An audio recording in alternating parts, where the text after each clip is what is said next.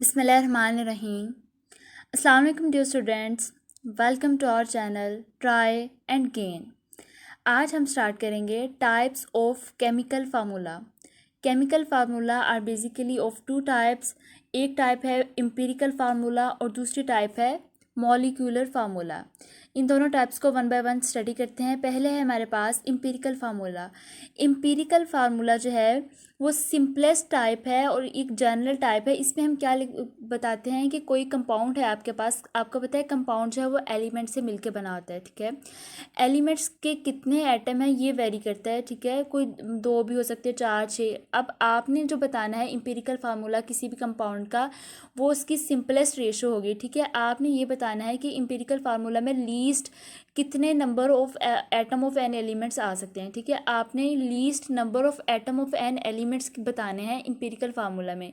कोई कंपाउंड है आपके पास C6H6, ठीक है, ये बेंजीन का है C6H6, ये बेंजीन का फार्मूला है। अब आपने जब इसका एम्पिरिकल फार्मूला लिखना है तो आप ये बता सकते हैं कि दोनों में कॉमन हो, ठीक है। जिस तरह दोनों में कौन सा है, 6 कॉमन है। अगर आप 6 को कॉमन लें तो आपके पास क्या आ जाएगा, आपके पास आ जाएगा CH, ठीक है। तो जो CH होगा वो इस बेंजीन का एम्पिरिकल फार्मूला होगा, ठीक है। अब आपको समझ नहीं आई होगी, हम इसकी मज़ीद जो है एग्जांपल पढ़ते हैं तो फिर आपको नेक्स्ट समझ आ जाएगी कि इसका बेंजीन का एम्पिरिकल फार्मूला CH किस तरह होगा। ये जो C6H6 है ये मॉलिक्यूलर फार्मूला है और CH जो है वो एम्पिरिकल फार्मूला है। एम्पिरिकल फार्मूला में हमने ये बताना है कि least number of atom of an element कितने आ सकते हैं, ठीक है, ये बताने हैं। अब वो जो आपने लीस्ट नंबर बताने हैं उसके लिए आपको एक चीज़ ज़रूरी है कि दोनों में जो है वो कॉमन लेके आपने बताना है कि एम्पिरिकल फार्मूला क्या हो सकता है। अब आपके पास कोई कंपाउंड है, आपको नहीं पता कि उसका एम्पिरिकल फार्मूला क्या है। इसके लिए आपको एक चीज़ का जानना ज़रूरी है कि आपने कोई कंपाउंड है, कंपाउंड को आपको पता है कंपाउंड जो है वो एलिमेंट से मिलके बना है। एलिमेंट जो है वो उसके एटम की तादाद मुख्तलिफ हो सकती है। जैसे है ग्लूकोज में का फार्मूला है C6H6O6। इसका मतलब है ये कंपाउंड जो है वो 3 एलिमेंट से मिलके बना है, कार्बन, हाइड्रोजन और ऑक्सीजन, ठीक है। अब इसके पास जो कार्बन की तादाद है, कार्बन के छः एटम है, हाइड्रोजन के 12 एटम है और ऑक्सीजन के 6 एटम है। अब आपको अगर ये पता चल जाए कि percentage of each element in a compound, कि हर जो एलिमेंट है उसकी क्या परसेंटेज है, ठीक है। अगर आपको ये पता चल जाए कि हर जो एलिमेंट है उसकी क्या परसेंटेज है, फिर आप उसका एम्पिरिकल फार्मूला बता सकते हो। मतलब मैं ये कह रही हूँ कि जो कार्बन है वो C6H12O6। अगर हम इसको डिवाइड करें तो इसका मतलब ये बनता है कि जो हाइड्रोजन है वो 50% है और जो कार्बन है वो 25% है और जो ऑक्सीजन है वो कितने परसेंट है, 25%। ये आपको पता चल गया। इसका मतलब है 1:2:1। कार्बन और ऑक्सीजन की रेशो सेम है लेकिन जो हाइड्रोजन है वो उनसे डबल है, ठीक है। आप सिंपली कार्बन की तादाद देखें वो 25 है, हाइड्रोजन को उससे डबल कर दें, ठीक है। Carbon 25%, hydrogen 50% and oxygen 25%। ये आपके पास परसेंटेज आ गई। परसेंटेज से मुराद ये एग्जैक्ट परसेंटेज को नहीं, आपको सिर्फ ये पता चल जाए कि जो हर एलिमेंट है उसके कितने एटम पाए जाते हैं। मतलब मैं ये कहूँ कि कार्बन जो है वो उसके 6 एटम पाए जाते हैं ग्लूकोज में, हाइड्रोजन के 12 एटम पाए जाते हैं ग्लूकोज में, ऑक्सीजन के 6 एटम पाए जाते हैं किसमें, ग्लूकोज में। ये होता है ग्लूकोज का फार्मूला C6H12O6। ये इसका फार्मूला है ग्लूकोज का। अब ये तो हो गया उसका मॉलिक्यूलर फार्मूला C6H12O6। यहाँ पे जो एग्जांपल दी हुई है आपकी बुक में वो है सिलिका की। सिलिका हम किसे कहते हैं, रेत को, सिलिकॉन से, ठीक है, वो वाला सिलिका। सिलिका की जो रेशो है वो 1:2। इसका मतलब ये है कि अगर मैं कहूँ सिलिकॉन पाया जाता है 1%, तो जो ऑक्सीजन है वो उससे डबल अमाउंट में होगा, वो 2% होगा। समझ लगी, यानी कि जो ऑक्सीजन है उसकी परसेंटेज सिलिकॉन से डबल है। सिलिका उसकी जो रेशो है, सिंपलेस्ट रेशो 1:2। सिलिका जो है वो 2 एलिमेंट से मिलके बनता है, एक सिलिकॉन दूसरा ऑक्सीजन, ठीक है। अब इसकी रेशो है 1:2। इसका मतलब 1 का मतलब ये है कि जो सिलिकॉन है वो 1, उसका उसका क्या आएगा, उसके कितने एटम पाए जाते हैं, इसके सिर्फ एक एटम पाए जाते हैं। यहाँ पे लिखा हुआ है SiO2। इसका मतलब है सिलिकॉन का सिर्फ एक और ऑक्सीजन का 2। इसका मतलब ऑक्सीजन के यहाँ पे कितने आएंगे, ऑक्सीजन का आएगा 2, ठीक है। ये इसकी सिंपलेस्ट रेशो होगी, किसकी, सिलिका की। इसी तरह नेक्स्ट एग्जांपल है आपके पास ग्लूकोज की। ग्लूकोज की रेशो है 1:2:1। ये इसकी रेशो है। इसका मतलब कार्बन, हाइड्रोजन और ऑक्सीजन। इसका मतलब ये है कि जो कार्बन होगा उसकी 1% है, जो हाइड्रोजन है उसकी 2% है, और जो ऑक्सीजन है उसकी 1 है। इसका मतलब है आप इसका अगर फार्मूला लिखें, कौन सा फार्मूला, इम्पीरिकल फार्मूला, वो आप इस तरह से लिख सकते हैं CH2O। क्यों, क्योंकि ये इस रेशो में पाया जाता है 1:2:1। इसका मतलब जो पहला आपके पास एलिमेंट होगा उसकी 1 रेशो होगी, जो सेकंड एलिमेंट है उसकी रेशो क्या है, उसकी रेशो 2 है, ये वाला 2, ठीक है, जो हाइड्रोजन के नेक्स्ट है उसकी रेशो 1 है, 1:2:1। और जो इसका एक्चुअल फार्मूला है ग्लूकोज का, जो एक्चुअल फार्मूला है वो क्या है, वो है C6H12O6। ये है इसका असल असल फार्मूला या फिर मॉलिक्यूलर फार्मूला या एक्चुअल नंबर ऑफ एलिमेंट है, ठीक है, actual number of atom of an element है C6H12O6।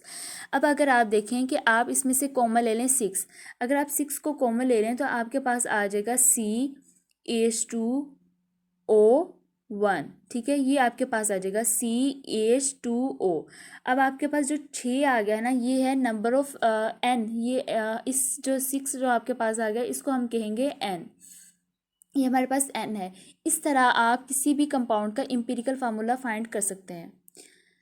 नेक्स्ट है फार्मूला यूनिट। आपको पता है हमने पिछले लास्ट लेक्चर में पढ़ा था आयनिक कंपाउंड्स, ठीक है, उसमें मैंने आपको डिटेल से बताया है कि आयनिक कंपाउंड जो है वो फार्मूला यूनिट्स रखते हैं, ठीक है। इसका मतलब ये कि जो फार्मूला यूनिट जो हमने पढ़ा था वो भी सिंपलेस्ट है या least number of atom of an element है, ठीक है। और इम्पीरिकल फार्मूला जो है सारे जो आयनिक कंपाउंड है वो इम्पीरिकल फार्मूला रखते हैं। फॉर एग्जांपल जिससे हमने पढ़ा था टेबल सॉल्ट NaCl। NaCl में ये होता है कि ये फार्मूला यूनिट रखते हैं और ये हाई मेल्टिंग और बॉइलिंग पॉइंट वाले हैं। हाई मेल्टिंग और बॉइलिंग पॉइंट होते हैं इनकी वजह से इनको तोड़ना थोड़ा मुश्किल होता है, ठीक है। एक दूसरे को कम्प्लीटली इन्होंने होल्ड किया होता है बहुत फर्मली, बहुत मजबूती से, ठीक है, जिसकी वजह से उनका मेल्टिंग और बॉइलिंग पॉइंट ज़्यादा होता है, इनको तोड़ना मुश्किल होता है, ठीक है। अब NaCl, एक ही Na होता है, एक ही Cl होता है। इसका मतलब इसका जो इम्पीरिकल फार्मूला है वो क्या है, 1:1, यानी सोडियम की और क्लोरीन की सेम रेशो है, 1:1, ठीक है। और इसका जो फार्मूला यूनिट है वो भी क्या है, NaCl ही है। इसका मतलब है कि इनका फार्मूला यूनिट और इनका एम्पिरिकल फार्मूला सेम है, सेम। इसी तरह अगर हम बात करें पोटाशियम ब्रोमाइड की, KBr की, तो KBr में कि हमारे पास क्या होता है, इसका फार्मूला यूनिट भी यही है और इसका एम्पिरिकल फार्मूला भी यही है। दोनों की रेशो क्या है, 1:1, ठीक है। और जो है हमारे पास होता है आयनिक कंपाउंड्स का जो फार्मूला यूनिट होता है उसको हम इस तरह डिफाइन कर सकते हैं कि simplest whole number ratio of ions हैं जो कि प्रेजेंट होते हैं आयनिक कंपाउंड्स में, ठीक है। Simplest whole number ratio of ions जो कि प्रेजेंट होते हैं एक आयनिक कंपाउंड में, ओके। नेक्स्ट हमारे पास सेकंड टाइप ऑफ फार्मूला है, वो कौन सी है, वो हमारे पास है मॉलिक्यूलर फार्मूला। मॉलिक्यूलर फार्मूला क्या होता है, molecular formula actual number of atoms of each element है। जिस तरह में हमने पीछे पढ़ा ग्लूकोज, ग्लूकोज का क्या था, C6H12O6। ये हमारे पास क्या था, एक्चुअल असल में हकीकत में हमारे पास कार्बन के 6 एटम, हाइड्रोजन के 12 एटम और ऑक्सीजन के 6 एटम थे। लेकिन जब हमने इसका एम्पिरिकल फार्मूला लिखा, हमने क्या किया, हमने 6 को कॉमन ले लिया, अंदर हमारे पास बच गया CH2 और O1, ठीक है, ये मैंने 2 लिखा है। ये हमारे पास ये जो मैंने लास्ट सेकंड ब्लू से लिखा है CH2O, ये हमारे पास एम्पिरिकल फार्मूला। लेकिन जो एक्चुअल में था वो हमारे पास वो ये था C6H12O6। ये जो मैंने ऊपर लिखा है C6H12O6, ये हमारे पास क्या है, ये हमारे पास मॉलिक्यूलर फार्मूला है। क्योंकि molecular formula actual number of atoms of an elements present in a compound, उसको हम कहते हैं, ठीक है। मॉलिक्यूलर फार्मूला हमें बताता है कि किसी भी कंपाउंड में असल में actual number of atom of an elements कितने हैं, ठीक है। और इसके बाद है एम्पिरिकल फार्मूला और मॉलिक्यूलर फार्मूला के दरमियान रिलेशन। मॉलिक्यूलर फार्मूला अगर आपने फाइंड करना है, इसका एक आसान सा तरीका है। अगर आपको जो है वो एन पता चल जाए तो आप क्या लिख सकते हैं, आप empirical formula, molecular formula is equal to empirical formula और ब्रैकेट के बाहर है एन। अगर आपको ये एन पता चल जाए तो आप क्या बता सकते हैं, मॉलिक्यूलर फार्मूला बता सकते हैं। किस तरह बता सकते हैं, मैं आपको आगे बताती हूँ। जिससे हमने बात की बेंजीन का मैंने कहा कि इसका जो फार्मूला है वो है C6H6। ये इसका क्या है, ये इसका मॉलिक्यूलर फार्मूला है। ये इसका क्या है, ये इसका मॉलिक्यूलर फार्मूला है। अगर आप यहाँ से 6 को कॉमन ले लें तो आपके पास बचता है CH। ठीक है, इसका मतलब ये जो 6 है ये क्या है, 6 को हम कहेंगे N। 6 हमारे पास है N। अब हमने जिस तरह लास्ट स्लाइड में कहा था कि मॉलिक्यूलर फार्मूला बराबर है एम्पिरिकल फार्मूला और एन यानी 6 के। अब आप 6 को अंदर मल्टीप्लाई कर दो C और H के साथ, तो आपके पास क्या बन जाएगा, C6H6 which is the molecular formula of benzene. आपको पता चल जाएगा ये हमारे पास बेंजीन थी। ठीक है, अगर आपने मॉलिक्यूलर फार्मूला फाइंड करना है तो इसके लिए आपको एन का जानना ज़्यादा ज़रूरी है। ठीक है, अगर आपके पास एन होगा तो आप बता सकते हैं कि इसका मॉलिक्यूलर फार्मूला क्या है। इसी तरह जिस तरह ग्लूकोज का C6H12O6, इसका भी जो n है वो 6 के बराबर है। अगर आप n आपको पता चल जाए कि ये 6 के बराबर है, जो आपने 6 कॉमन लिया है, तो आप उसको अंदर मल्टीप्लाई करोगे। C किसके साथ मल्टीप्लाई करना है, CH2O। ठीक है, आपने सिंपल एक n की तादाद आपको पता होनी चाहिए। अगर आपको n पता है कि n क्या है, ठीक है, n की वैल्यू आपको पता है, उसको आपने सिंपल इंपिरिकल फार्मूला से मल्टीप्लाई कर देना है, तो आपके पास क्या आ जाएगा, मॉलिक्यूलर फार्मूला। ठीक है, आपने एन को एम्पिरिकल फार्मूला से मल्टीप्लाई करना है तो आपके पास मॉलिक्यूलर फार्मूला आ जाएगा। जिस तरह एम्पिरिकल फार्मूला ऑफ ग्लूकोज था CH2O। ठीक है, CH2O को आपने 6 के साथ मल्टीप्लाई करवाया, CH2O, इसको आपने मल्टीप्लाई करवाया किसके साथ, 6 के साथ। ठीक है, क्यों, क्योंकि 6 जो है वो n है, n के साथ आपने मल्टीप्लाई करवाना है।